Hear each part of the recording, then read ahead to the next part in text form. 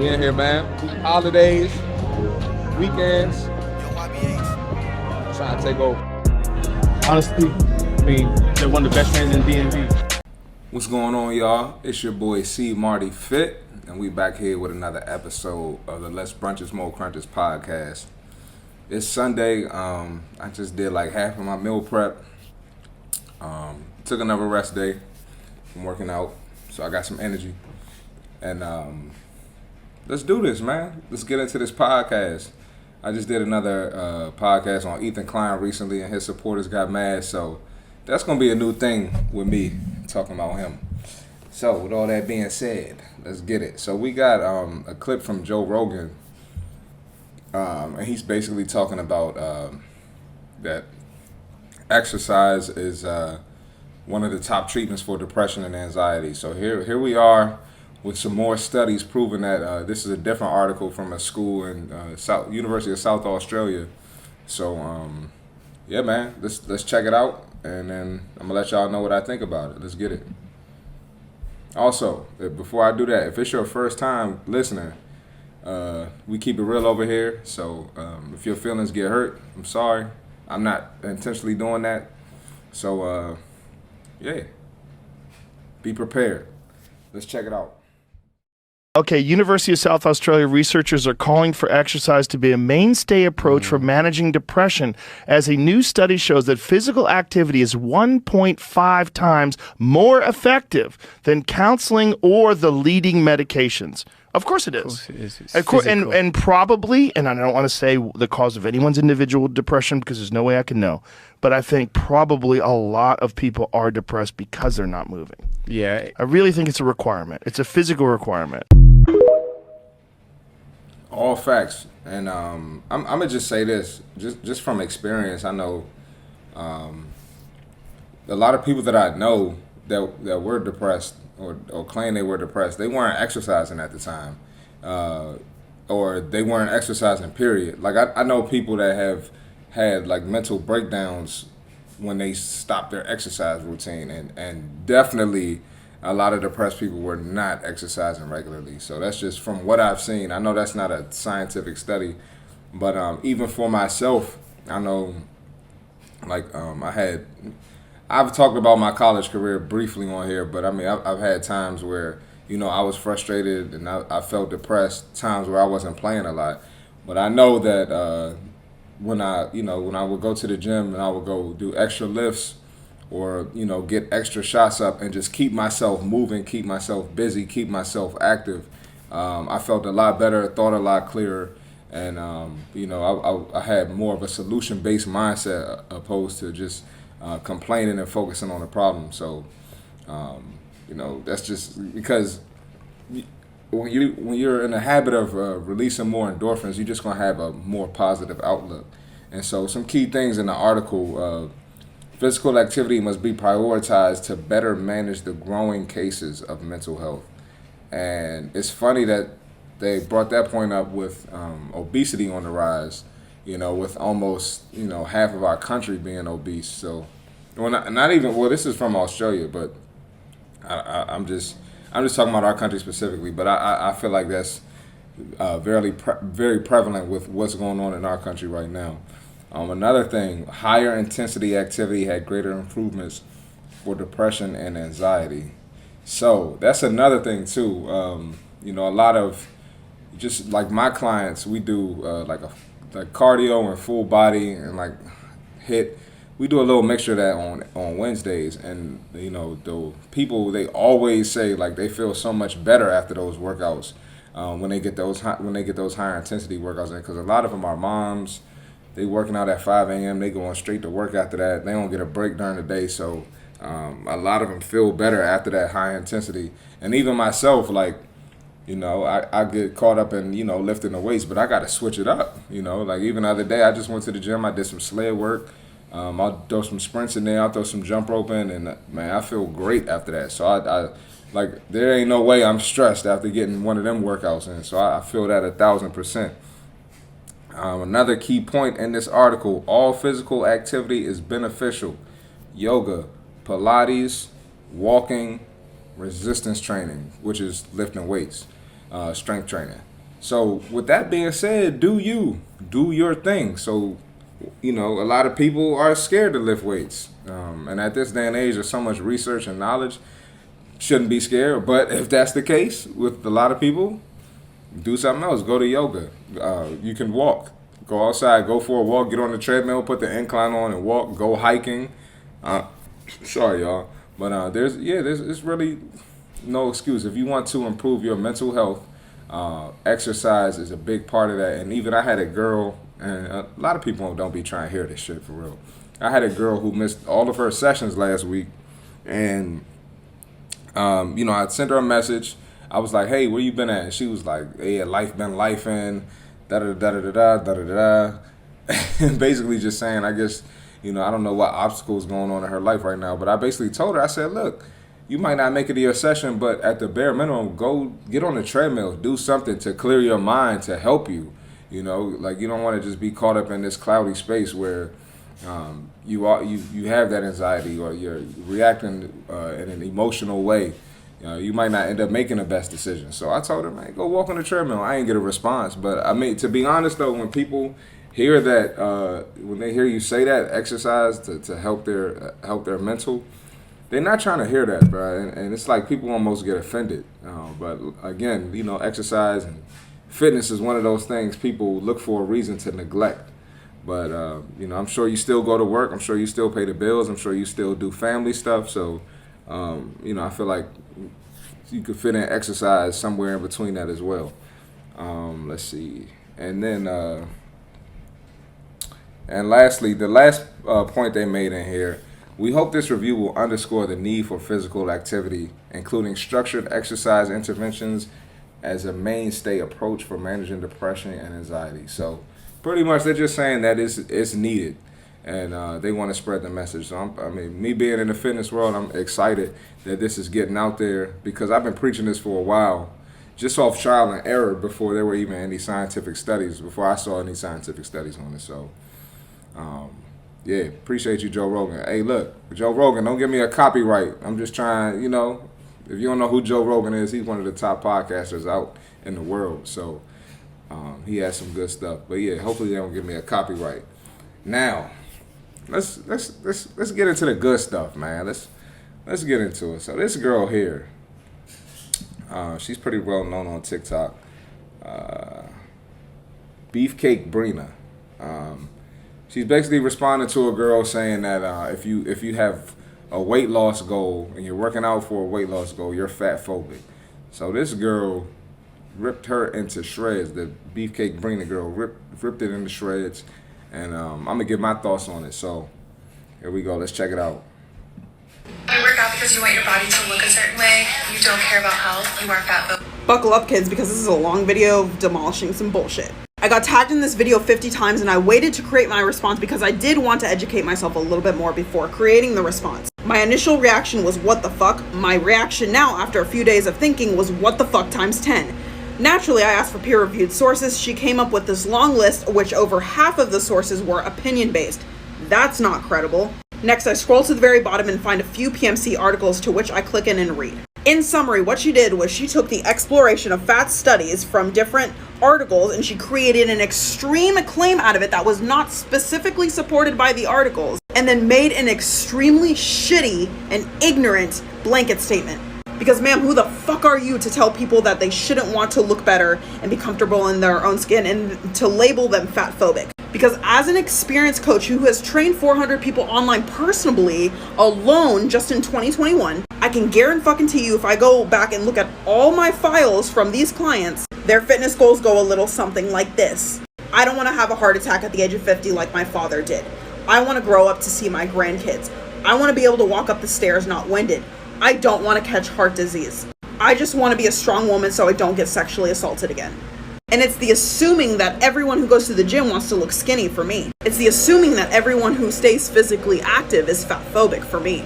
And you're supposed to be an ED recovery page? As someone who's had an ED myself, that shit's embarrassing and disgusting. Especially when you know your audience is more than likely recovering or has recovered from one. But no, let's start some controversial shit for clout to stay edgy and woke. People don't realize that fatphobia is rooted in racism. Yep, it just got worse. And by your logic, because a person is white and their ancestors owned slaves centuries ago, they're racist. Do we not see how stupid this logic is? I rest my case. Whew. Yeah, Shorty went off. I love it. And, the first thing I can say I loved about what she just did there was she brought up real goals for people that don't have anything to do with weight loss, like the heart attack, being strong enough to defend yourself. Like, I really like that. I'm big on having goals outside of the number on the scale. Because, I was talking about the other day when I was telling the girls, about your diabetes, high blood pressure, heart attacks, your BBLs don't stop that. I got, a lot of backlash for that. That's another topic for another day, which I already talked about it. I'll probably talk about it again at some point because I'm going to trigger people. But anyway, I love how she brought up those examples. So that was dope. Shout out to her. And, this point I bring up all the time. All logic goes out the window when it comes to fitness. People react with feelings, emotions, and the attention seeking comes into play. And I feel like people just want sympathy for not putting the work in, and they I don't know, they just want people to feel bad for them because they don't have the discipline to take the steps to get into the fitness world, to change their lifestyle, their mindset.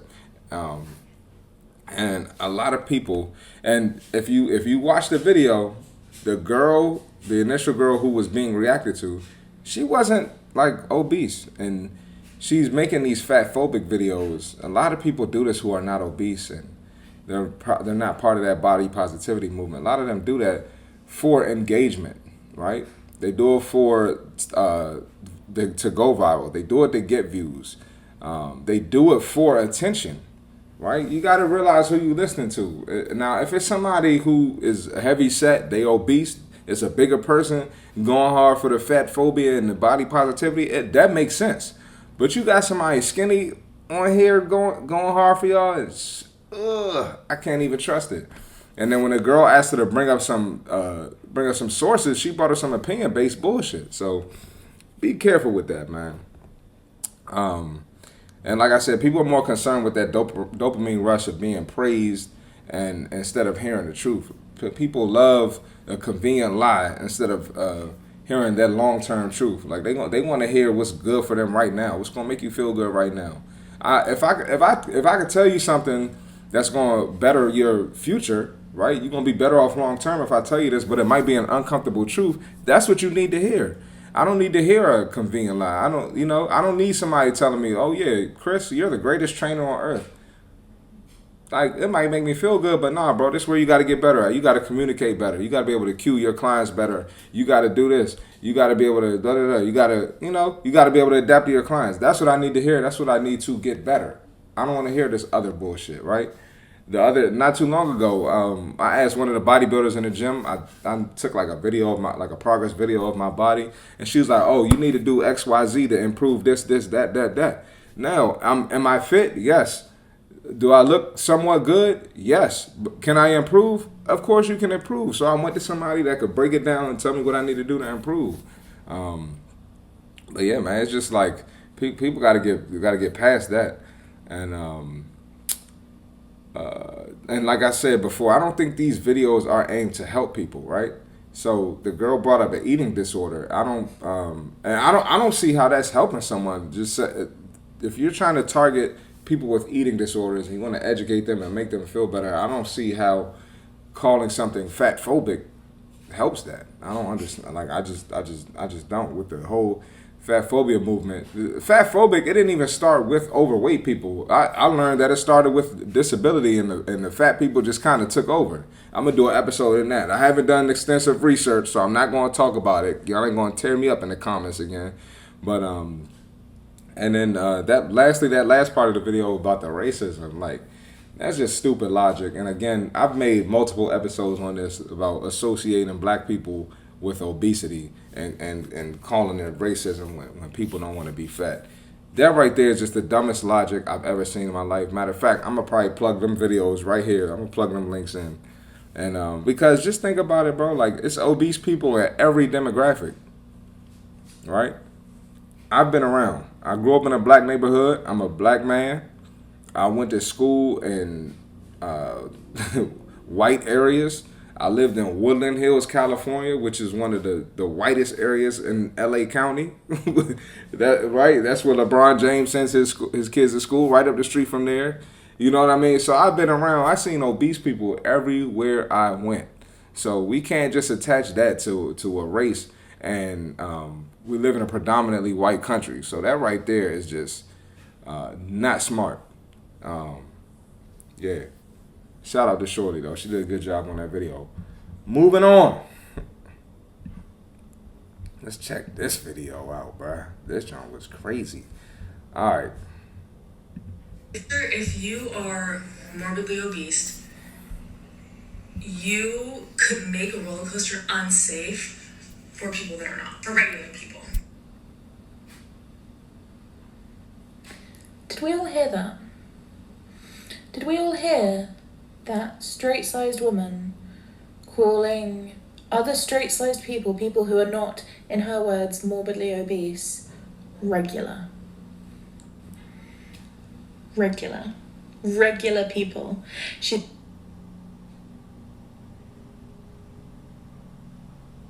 Bruh. All right. Here we are. We have a girl pointing out a safety hazard for roller coasters, right? She's pointing out a safety hazard for roller coasters. Hey, if you're too big to get on this roller coaster, it's probably going to be harmful to others around you. Valid point to me. Now, this other lady was so triggered that she ain't concerned about anybody's safety or well-being.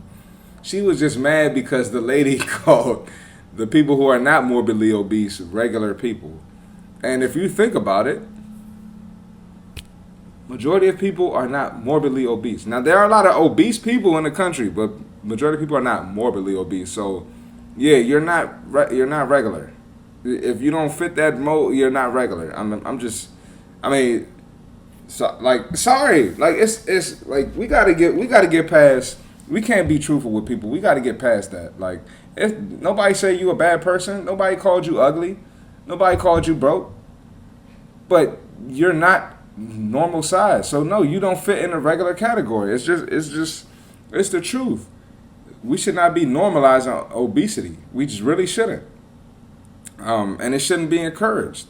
It's like you get praised for it nowadays, and anybody who's not praising it or speaking positively about it, they get in trouble for it. It's a big problem in our society, man. But yeah, like real talk, like just the change isn't gonna happen if you're not honest with yourself. And it's just so many people living in delusion. It's crazy. That's wild to the point where you don't even care about anybody else's safety. So, man, crazy. Let's check out this fourth video. We got a lot of videos today. I'm kind of changing up the format for the podcast. All right, let's check out this fourth video. I'm going to say this again. Being body positive is not an excuse to neglect your health. I've seen other people stitch your video, and they were much nicer to you than I'm going to be. You have no idea who I am, so let me introduce myself. I am an exercise physiologist, which means I hold a degree in this field, a certification in this field, and have been a professional in this field for a decade. In fact, one of my jobs was actually managing a gym where I hired, trained, and fired personal trainers just like you. And I mean that literally. You're not special. A thin, white, young, able-bodied personal trainer is quite literally a dime a dozen, especially ones with such spicy takes like fat, bad, unhealthy, you need lose weight with exercise, me make you, and a significant misunderstanding of body positivity on top of it. I need you to start wrapping your head around the idea that people can pursue fitness without a weight loss goal, including fat people. Your attitude and approach is exactly what keeps a lot of people away from fitness. Good luck on your exam. All right, so that's ridiculous. First of all, the girl said nothing about a weight loss goal. All right, she said nothing about that. Second of all, people with this mindset should not be in charge of hiring personal trainers. You shouldn't have this person mentoring, teaching, and showing the way for young personal trainers, or just being their leader. That should never happen. First of all, if you have I don't know her background. Let me take this back. Maybe she was in shape back in the day. I doubt it with that mindset. But if you're gonna have someone in charge of personal trainers, they should, number one, be in shape. That's the number one rule. And number two, if they're not in shape, you should be able to tell, like, oh, this person was an athlete back in the day. They were athletic, or they got some muscle. They might have just gained some fat because they don't go as hard as they used to. Just from looking at that video, I don't see that. So she should not be in charge of personal trainers.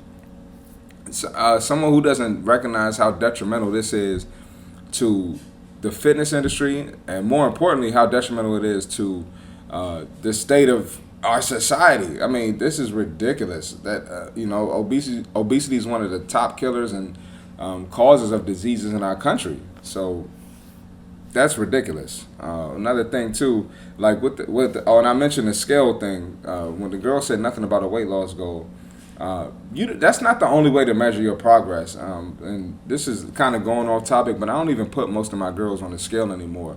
I just have them take pictures just because that number just messes them up.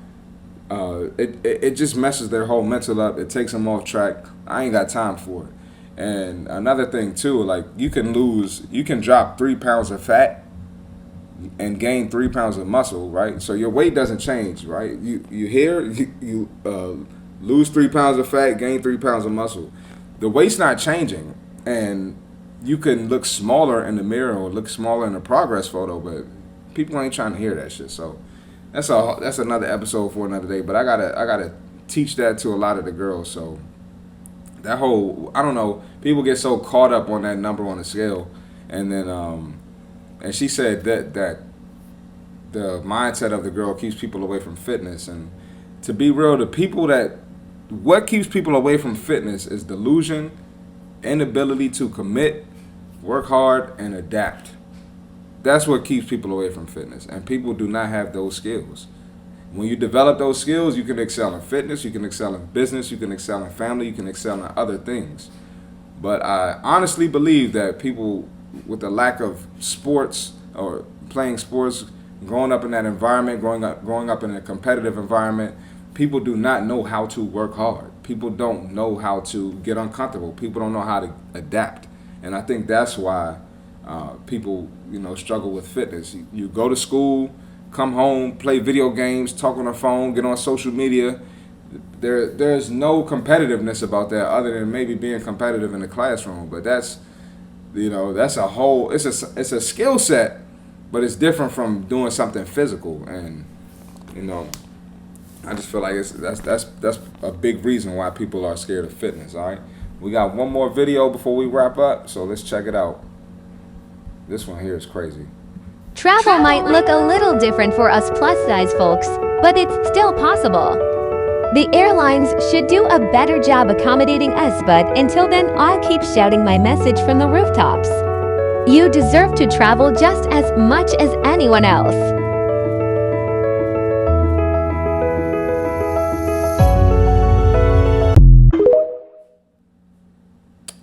Bruh, all right.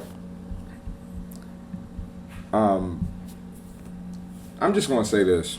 We live in a society where people just feel like they deserve the same privileges or, same accommodations as people who have worked harder or have done things to prevent losing those privileges, right? If I commit a crime, let's do that. If I commit a crime and I end up going to jail, rightfully so, I don't deserve the same freedom as people who didn't commit that crime. Same applies here. If you sit around and eat and gorge yourself and you can't put the fork down, you don't get on a treadmill, you don't do any activity, no, you don't deserve to fit on the airline. You don't deserve to fit in those seats. I'm sorry. That is ridiculous. The airline should not have to accommodate for you. That's ridiculous. And if you decide to live differently from the majority of people, you don't deserve them same privileges. It's very unfortunate. It might sound mean, but it's the truth. We gotta live life in the truth. Not my truth, not your truth, the truth. That is the truth. If you eat and you're lazy to the point where you can't fit on an airline seat, you don't deserve to fly. You don't deserve to travel. That's a privilege that needs to be taken away. And I honestly feel like, and I talked about this before, I think I did talk about this before, but if airlines start accommodating, if restaurants start accommodating, if roller coaster rides start accommodating, people are going to only continue to get bigger, stay obese, become more morbidly obese, heavy set, fat, whatever word you want to use, is going to continue to happen. So this has to stop. This is why I'm on the podcast. I'm trying to get the message out there. I'm trying to do what I can do. A lot of people don't like my message. They don't like how I do it. I don't care because there's more people that do like it. I keep getting new subscribers every week, so I'm doing something right. It's a fact. So, man, another episode on the Less Brunches, More Crunches podcast. Appreciate y'all for listening. Subscribe to the page, like the video. Send me some videos you want me to react to. Shoot me a DM if you got a question you want me to answer on the podcast. And I'll see y'all next episode. We out. Honestly, they're one of the best fans in DMV.